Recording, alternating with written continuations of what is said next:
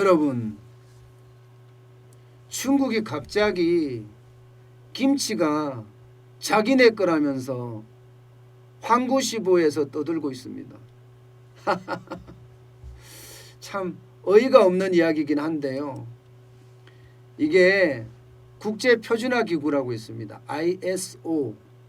이 국제표준화기구에서 중국산 김치가 국제표준이 됐다면서 그야말로 대서특필을 했어요. 대서특필을. 이렇게 되면 이게 국제표준화기구가 되죠. 표준화기구라는 게 김치를 만드는 방법을 표준화해서 그 표준화를 지키라는 거예요.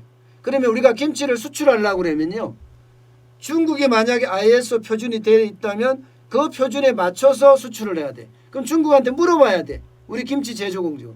그러면 한국 김치 사라진다가 되잖아. 중국의 표준화에 맞춰서 한국 김치가 만들어져서 전 세계에 수출이 되니까. 그죠? 그런데 이게 ISO에서 아니다. 쉽게 말하면 지금 표준화라고 ISO 표준화라고 준 거는 한국 김치가 아니다 이렇게 이야기를 했습니다. 한국경제신문하고 이메일 인터뷰를 했는데 ISO 국제표준화기구의 산드라 트란차드라는 홍보담당하고 인터뷰를 했습니다.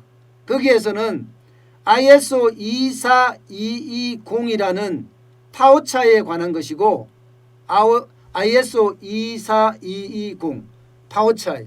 김치를요 중국에서는 파워차이라고 부른대요. 그런데 중국에서 진짜 파워차이가 있거든요. 이게 절임 배추, 절임이에요. 그냥 소금에 절인 거. 절인 게 파워차이거든요. 우리는 김치를 배추를 절이잖아요. 그리고 양념을 이렇게 합니다. 양념을 이렇게 한 다음에 다시 2차 발효를 합니다. 절임 반찬이 아니라 절임 음식이 아니라 우리는 발효 음식이에요. 완전히 다른 컨셉입니다. 완전히 다른 컨셉. 그런데 이 중국이란 나라는 결국 이게 모르겠어요. 인간의 욕심의 집약체가 중국이 아닌가. 중화사상이라는 걸 내세워서 중국이 모든 것의 어뜸이다 이렇게 이야기하면서 중앙으로 자꾸 쓸어 모으려고 하잖아요. 그게 동북공정이라는 게 그런 거예요. 동북공정이라는 게. 동아시아 지역의 모든 역사와 문화적 산물은 우리 거다. 이게 동북공정이거든요. 그러면서 김치도 우리 거다. 한복도 우리 거다. 진짜 별쇼를 다 하죠. 별쇼를. 별쇼를 다 하죠. 저는 그게 이해가 잘 안 돼. 김치가 저들 거다. 여기다가 한복도 지들 거다. 뭐 한복은 명나라 때 옷이라며요. 참, 난 미치겠다 그런 생각밖에 안 듭니다. 이들이 가지고 있는 생각은 오로지 동북공정. 모든 역사, 동아시아 지역의 모든 역사는 지네 거다. 뭐 이런 이야기인가요? 근데 ISO가 이게 니네 게 아니다. 김치는 니네 게 아니다. 이렇게 하고 한 방을 그냥 때린 거예요. 김치가 지네들이 원조다 이렇게 이야기하면서 전 세계 시장에 김치의 어떤 원조 주장이 자기네 문화가 우선하다 이런 형태로 끌고 가려고 했지만 웃기는 소리죠. 웃기는 소리. 잘못하면 국제시장에서 이게 만약에 ISO가 국제표준화기구 아까 번호 말씀드렸죠. ISO 24200이죠. 이게 만약에 우리 김치에도 적용이 됐다면 한국식 김치가 사라질 뿐 봤어요. 국제시장에서 완전히 사라질 수밖에 없어요. 우리가 김치를 아무리 잘 만들어도 수출을 하려고 그러면 앞서 말씀드렸다시피 중국의 기준을 맞춰야 하기 때문이에요. 그렇게 되면 박살나는 거죠. 그런데 이게 ISO 국제표준화기구에서 아니다. 이렇게까지 이야기를 했다는 자체가 웃깁니다. 그럼 우리는 표준화기구에 왜 안 하냐? 할 필요가 없기 때문이에요. 할 필요가 없기 때문에. 왜냐? 2001년에 이미 세계 식품 규격이에요. 코덱스라고 하는 곳입니다. CODEX라는 코덱스에 김치가 등록됐습니다. 김치의 국제표준은 한국이 유일하다 이렇게 보고 있기 때문이에요. 굳이 ISO까지 등록을 안 하더라도 세계 식품 규격에 등록이 돼 있기 때문에 문제 없다 이런 얘기예요. 예. 그래서 안 하고 있는데 차제에는 모르겠어요. 이 맛있는 우리 김치가 이 맛있는 김치 말입니다. 굴이 잔뜩 들어가 있는 김치네, 그죠? 이 맛있는 김치가 결국은 IS의 표준어로 등록이 될 날 그날도 올지 모르겠습니다. 중국이 이야기하는 김치는 파오차이, 간단하게 파오차이라고 이야기하기 때문에 우리는 이렇게 김치를 양념해서 버무려서 2차 발효하는 발효식품이라고 이야기하잖아요. 얘들은 아니다. 이게 독일에도 좀 비슷한 게 있습니다. 독일에도 샤워크라프트라고, 샤워크라프트라는 게 이것도 절임이, 양배추 절임 좀 비슷합니다.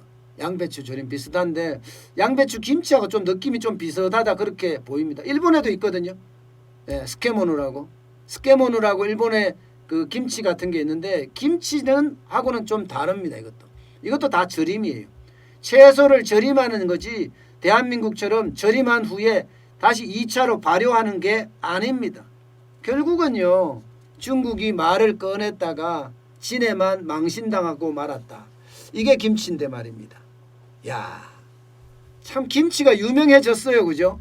한복도 유명해지고, 그걸 보면요, 대한민국에는 요 조그만 나라에서 말입니다. 중국이 사사건건 시비야. 한복에 대해서 시비 걸고 김치에 대해서 시비 걸고 고구려가 지네 땅이라 하고. 아이고 참 답답하죠. 세상은 이게 서로 다자주의 원칙으로 살자고 이야기하면서 어떻게 보면 중국 자체가 자국우선주의고 자국유일주의라고 이야기해야 되나요? 그런 게 굉장히 많지 않은가 싶어요. 저는 그렇게 생각을 합니다. 각자의 문화를 인정을 해주면 이게 다자주의가 성립이 되면서 세계의 어떤 질서가 잡힌다고 생각을 해요. 나만이 옳다고 이야기하는 것, 이것은요, 우리 사회에서도 문제지만 국제사회에도 문제가 된다는 것. 왜 한국 김치가 갑자기 중국 파오자이가 되냐고요.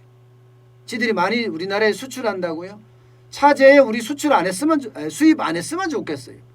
중국 김치를 자꾸 수입하니까 지네들이 수입 물량도 많고 이러니까 마치 이 김치가 지네 것처럼 이야기하잖아요. 참 웃기는 짜장입니다.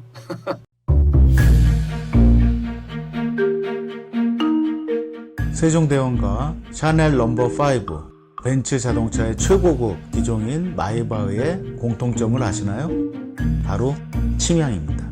침향이란 동남아시아에서 자생하는 침향나무가 상처를 입었을 때 스스로를 보호하기 위해서 분비시키는 침향나무의 진액입니다.